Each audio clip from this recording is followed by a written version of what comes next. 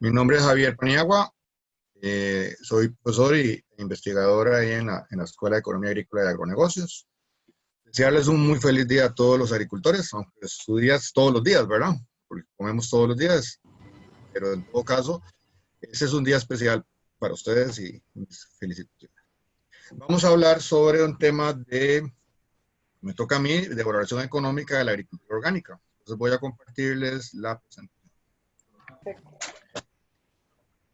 Básicamente, este tema es un tema muy amplio.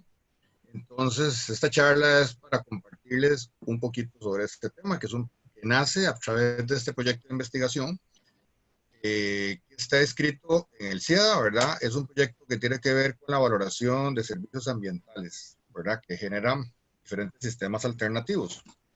Dentro de eso está la agricultura orgánica como un sistema más, ¿verdad? Entonces, básicamente, los investigadores que estamos en eso, Joana Solórzano como coordinadora del equipo y Javier Paniagua, su servidor. Y es un área, digamos, un proyecto que está dentro del área de métodos cuantitativos, econometría y tasación. Es un área que la escuela está impulsando. Muy bien. Y el centro de investigación. Primero tenemos que ubicarnos un poquito sobre qué dicen los expertos sobre la agricultura moderna.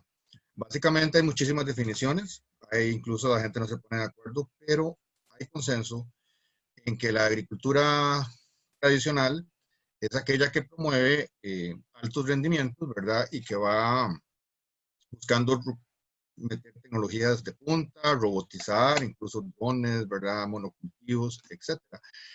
Y depende mucho de los insumos sintéticos. No obstante, también hay mezclas de sistemas, pero los expertos dicen, esta es como un mundo, separémoslo. Luego nos vamos al reto que representa la agricultura hoy en día, que es tratar de alimentar a un mundo en crecimiento con limitaciones de recursos y problemas que ya todos conocemos, cambio climático, etc. Entonces, ante este reto, la agricultura moderna o la agricultura en general que queramos seguir deberá tratar de disminuir sus externalidades que genera, ¿okay? Porque si no afecta nuestra sostenibilidad. Externalidades, cualquier efecto negativo que genere algo y que nosotros no podemos necesariamente cobrar para sentirnos compensados por ese problema. Entonces, la agroecología es una rama que viene a darnos respuestas. No todo lo podemos manejar con sistemas de agricultura orgánica, pero no obstante, la agricultura dice, bueno, apoyemos la diversidad biológica, tratemos de mantener un equilibrio entre lo que es social, regulación de procesos naturales, que se pueda producir también con no tanta dependencia de insumos externos. Entonces nos dan algunas respuestas. Sobre esto hay pensadores, ¿verdad? Esto es un tema largo, pero hay gente que piensa al respecto y constantemente está en evolución, ¿verdad? La agricultura orgánica viene a ser una respuesta con una característica particular. Al certificarse, le puede asegurar al consumidor, por lo menos, que ese sistema cumple con una serie de requisitos, una serie de principios, un protocolo a seguir. Quizás entonces en ese sentido el consumidor tiene un poquito más de seguridad que por lo menos lo que prometen deberían darlo, porque sistemas agroecológicos habrá muchas variantes, pero el consumidor podrá dudar de algunas de las cosas que le están ofreciendo. Entonces esta es una rama por la cual nos vamos a ir para hacer el estudio, que vamos a ver lo que estamos haciendo, compartirlo con ustedes. Y básicamente se abre después para otras áreas más, ¿verdad? ¿Cómo está la agricultura orgánica en Costa Rica? Bueno, está más o menos, de acuerdo a estos números, está más o menos estancada, cerca de, no pasa del 2% de la agricultura convencional o la agricultura total. Si tomamos los datos de CEPSA como la agricultura total en Costa Rica, obviamente CEPSA reporta las áreas de los cultivos más importantes, son las estadísticas que tenemos aquí. Entonces, si dividimos la cantidad de hectareaje que tiene Costa Rica en agricultura orgánica entre el área total, sería el hectareaje tanto orgánico como no orgánico, nos dan porcentajes bajos. Los cultivos que más representan importancia en esto al cierre del 2019, de acuerdo a los reportes del MAC, está el banano, cacao, café, caña, hortalizas como grupo, piña. Entonces de aquí nos da una idea de la cual podríamos nosotros partir para empezar a estudiar estos casos. El proyecto se plantea varias interrogantes importantes. Primero, si existe un diferencial de valor económico que aporta la agricultura orgánica, entonces, ¿cuál sería ese diferencial con respecto a la agricultura convencional? Pensando en que la agricultura orgánica brinda servicios ecosistémicos, ¿verdad? Como decir, la retención de nutrientes, evita erosión, fomenta la biodiversidad y todo lo que nosotros conocemos. En esto hay un listado gigantesco de servicios ecosistémicos. Bueno, de todos esos servicios, ¿cómo lo ve nuestra sociedad?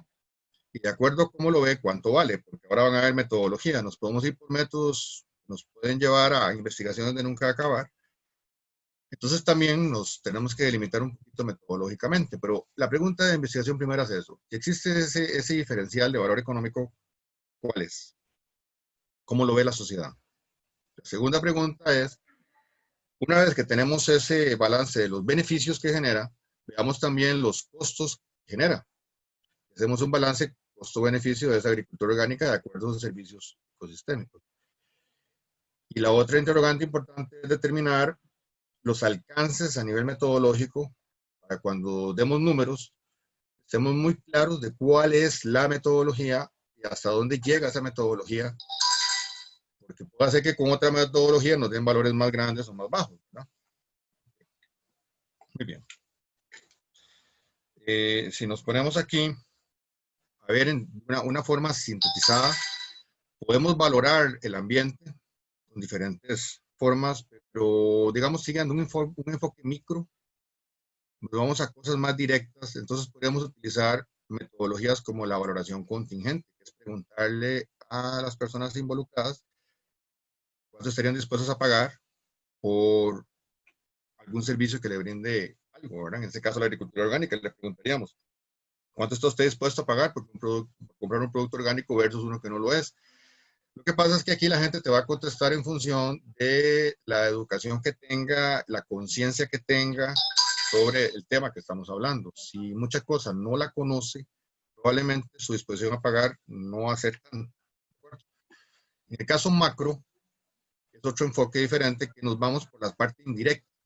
Aquí entramos a diferentes métodos como precios hedónicos, costo de viaje, no tanto para agricultura orgánica, pero sí para otros como parques nacionales.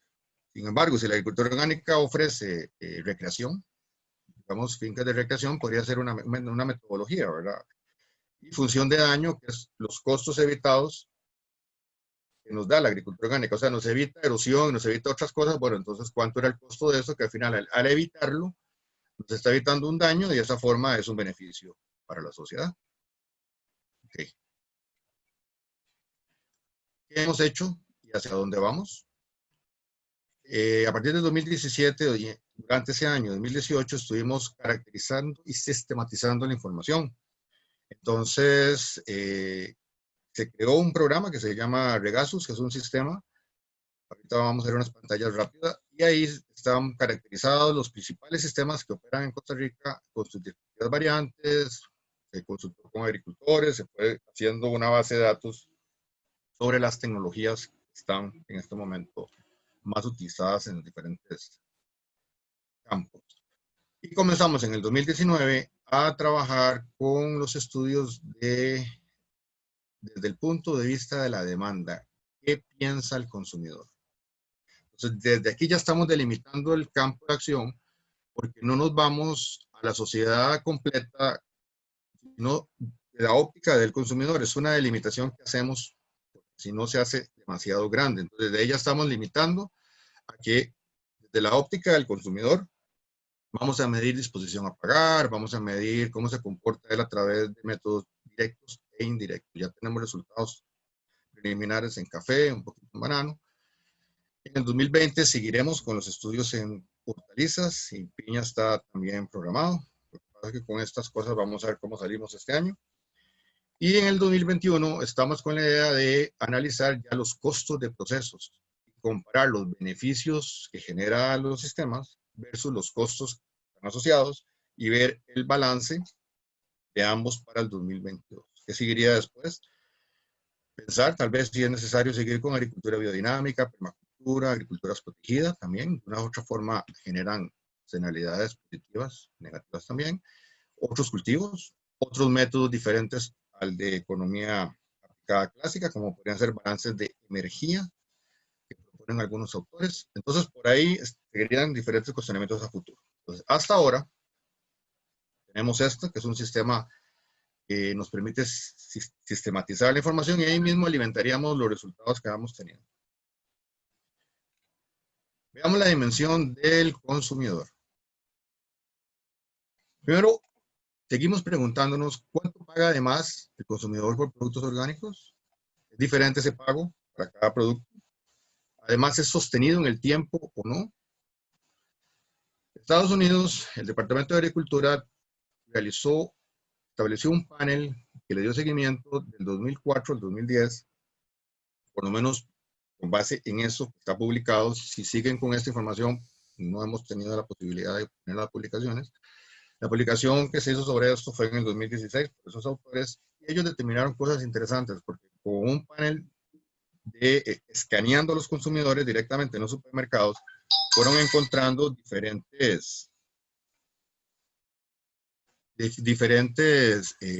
márgenes, ¿verdad? En espinaca, poquito, un 7%, pero por ejemplo en café, un 47%, ¿verdad? En espaguetis, bueno, ya son alimentos también como espagueti o salsa espagueti, 53%. Vean que varía mucho, entonces sí hay una diferencia a nivel de productos. La otra pregunta es, ¿y en el tiempo cómo se comporta? Ellos encontraron también que en caso, por ejemplo, de huevo ecológico, huevo orgánico, hubo márgenes enormes y después bajaron. En algunos como zanahorias, ¿verdad? Tiende a subir, apios oscilatorio, las papas también tienen caídas, tienen subidas, ¿verdad? En todo caso, hay comportamientos tendenciales diferentes. Café, por ejemplo, vean el caso de café, comenzó con márgenes al principio del estudio de ellos muy altos, y fue bajando, colocándose alrededor del 50%, lo que el consumidor paga por café terminado, un premio sobre lo convencional, ¿verdad? 50% más hoy en día. Entonces, con ese preámbulo, comenzamos a plantearnos en Costa Rica cómo hacerlo. Bueno, entonces vamos primero con métodos indirectos y después vamos a ir evolucionando a métodos directos. Métodos directos es preguntarle directamente a la gente. Aquí hicimos este primer avance para tener una línea base con datos generados por estadística. No sé si me escuchan bien, porque sí. Okay. Entonces, vean básicamente el mercado de Estados Unidos, lo analizamos con la partida de café, esta la 090111, y más o menos para ver las exportaciones a diferentes mercados, ¿verdad? Que tiene Costa Rica. Entonces, Costa Rica exporta a diferentes lugares. Estados Unidos es uno de los más importantes. La partida se distribuye así a nivel internacional.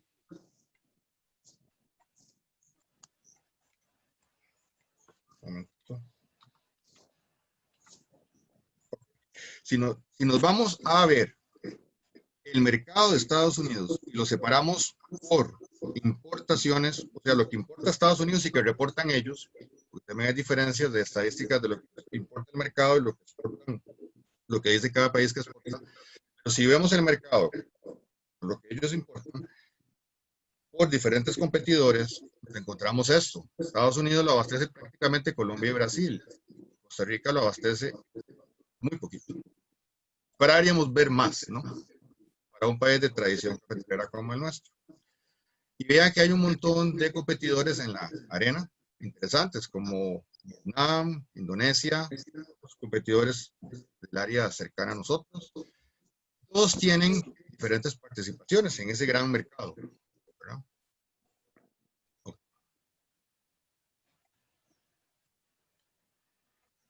Vean un poquito la tendencia que hemos experimentado. México en algún momento decidió tomar más café y entonces empezó a demandar menos café de Estados Unidos. Perú también. Etiopía ha sido muy agresivo y si ustedes estudian un poquito la experiencia de Etiopía, tiene cierta connotación de países africanos con cierta diferenciación. Honduras impulsó mucho la producción, pero ¿qué pasó con nosotros? Nosotros somos la línea roja. Hemos venido con un dinamismo de exportaciones que empieza a bajar a partir de esos años. Está como estabilizada por ese nivel. Entonces comencemos a separar las estadísticas y aquí podemos tener una aproximación del precio. Una aproximación del precio es dividir el valor de las exportaciones, en este caso las importaciones que representa Estados Unidos, dividir el valor a que entre la cantidad que entra. Entonces nos viene dando una aproximación de un costo unitario, ¿verdad? Un valor unitario. A eso hay que meter los costos de internamiento al país. Entonces con esto detectamos que hay premio por ser orgánico con respecto a que no lo sea, pero bajo la delimitación de café arábico. Porque el café arábico es donde se ve más esa diferenciación de calidades. Entonces, si es arábico y es orgánico a la vez, o sea, tiene dos atributos, encontramos en promedio, en el gran global, estos márgenes. Alrededor de un 30%, 20%, 15% de más. Okay. Entonces, seguimos con esto. Lo vemos en toneladas, los volúmenes que se transan. Entonces trabajamos con un panel, ese es el primer estudio que hemos hecho, se han hecho mucho más, ¿verdad? Pero ese es el primero que nos da tiempo de compartir hoy. Ese primer panel lo trabajamos, hubo problemas de variancia, o sea, quiere decir que había diferencia, la diferencia de los países era importante. Ahí había una heterogeneidad de los competidores importante. Pero al final lo que queríamos era determinar un primer punto de inicio de esa diferenciación del café en Estados Unidos, donde Costa Rica compite, por la importancia que tiene tanto en área, como vieron ustedes, en área de exportación, en área, perdón, orgánica, como a nivel de exportación. Entonces generamos un concepto que se llama precio hedónico. El precio hedónico lo que hace es como explicar en un mercado que ya está más o menos estable, explicar ese precio de forma, cómo está distribuido, qué atributos hacen que ese precio esté donde está. Fuera de los shocks de oferta y demanda, o sea, ya tenemos un equilibrio, sí, pero hay atributos que pueden cambiar, que nos pueden llevar a movimientos. Entonces aquí generamos la separación de orgánico para ver el efecto de lo que es orgánico y luego la separación de país o grupo de países similares. Estas dos cosas pues vienen a explicar más o menos el precio. Bueno, como ya ustedes sospechan, habían cosas que no se podían comparar entre sí.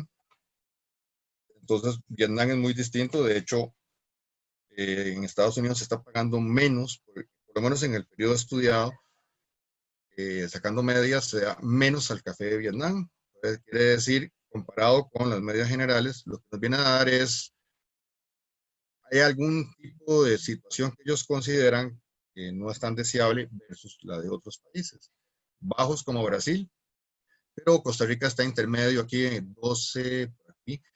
Pero la categoría 3 y 4 a nivel de prueba de diferencia de medias no dio significativo diferente. Entonces, esta 3 y 4 pueden verse como una misma clase. La clase 5 sí muy diferente. Aquí entra Honduras, entra México, entra Perú. Y nos llamó mucho la atención que en Etiopía, muchísimo la diferencia. Claro, Etiopía está más largo, entonces también están incluidos los costos de transporte en ese margen que se paga de más. Pero aparte de los costos de transporte, también hay una diferenciación por ser café. Hay todo un tema sobre hay estudios de casos sobre café. Bien. Generamos entonces un modelo ya corregido de todo lo que tuvo, los problemas que tuvo. Y básicamente encontramos que separando las clases, ¿verdad? Con respecto a la clase 1, la clase 2, 3, 4, 5 y 6 generan efectos que son significativos. El efecto de la clase 1 queda capturado en el intercepto. Y luego el atributo orgánico arábico, pero junto, nos generó un efecto alrededor de un 16% en promedio. Para que veamos el efecto del orgánico arábico, tenemos que considerar que a esto, al ese 16% de más, porque están logaritmos, entonces estos son elasticidades, ¿verdad? Por cada 1% de aumento es un 0.15%, o por cada 100% de incremento, un 15%. Entonces, esa tasa, ¿verdad?, nos viene a dar a una sensibilidad que tienes que sumarle el efecto de cada uno de las clases donde cae el país. O sea, si el mercado diferencia el país que viene. Podemos llamarle marca país. En este caso, marca grupo, porque los países los agrupamos. Y luego viene también un efecto de retardo, quiere decir que lo que se pagó el año anterior viene a explicar parte de lo que se está pagando este año. El modelo nos genera ese tipo de gráfica. Lo que es rojo es el precio que se observó. Y lo que está en azul es el modelo que lo sigue. Entonces, entre más cerca estén ambas, el modelo es mejor, ¿verdad? ¿Qué nos deja enseñanza este caso? Nos dice que efectivamente el atributo orgánico y arábico junto es importante y la marca país, pero como clase, como grupo junto. Costa Rica está en la clase 3, pero prácticamente es igual a la clase 4. ¿Qué le falta para llegar a la clase 5? Cuando en realidad en la clase 5 está Honduras, un vecino nuestro. Nosotros podríamos estar en esa categoría 5, tal vez no tan difícil. Y el efecto de pasar a la 5, el mercado lo premia mucho. Cuando lo metes en un modelo de simulación, te genera más o menos un 28% de premio a nivel de importación. Entonces, habría que pensar cómo lograríamos tratar de estar en la clase 5. Este premio pagado por el importador, vean que si estamos hablando de un 28, estando en la clase 5, como vimos hace unas gráficas atrás, que el café a nivel de consumidor se paga un 50% más en promedio, de acuerdo al estudio de panel con escáner de consumidores. Bueno, pensemos que hay diferencias porque el café que ya es tostado, estas estadísticas es sin tostar, hay un proceso de tostado, hay un proceso de empaque y también hay costos de distribución interna. No obstante, el margen es importante, ¿verdad? Ahí es un poquito el control que hay en la cadena de comercialización allá. Básicamente podríamos pensar en que la distribución y el volumen puede tener un tema ahí de poder de mercado. Los grandes exportadores están ejerciendo cierto poder de mercado ahí. Eso habría que estudiarlo. También podríamos pensar en que hay que analizar bien cómo se distribuye esa cadena una vez que llega a Estados Unidos. Y también cómo podríamos pensar en reposicionar nuestra imagen del café de Costa Rica para que caigamos en esa categoría de por lo menos 5. Ojalá llegar a 6, donde está Etiopía, pero ahí hay más variables diferentes. La investigación que comparto llega aquí, pero les cuento que sigue, porque nosotros ya tenemos otra investigación que ya hicimos donde separamos el efecto orgánico del atributo orgánico, se separó del concepto que sea arábico y del origen también. Y eso ya se mandó a una revista, está en revisión. Quitamos el caso de Vietnam por considerarlo, el panel siempre generó problemas. Entonces creamos un panel quitando a Vietnam y da un poquito diferente los resultados. Pero por ahí andan márgenes del 20. Entonces, eso es lo que le queríamos comentar, compañeros, compartir con ustedes, dado el poquito tiempo que hay.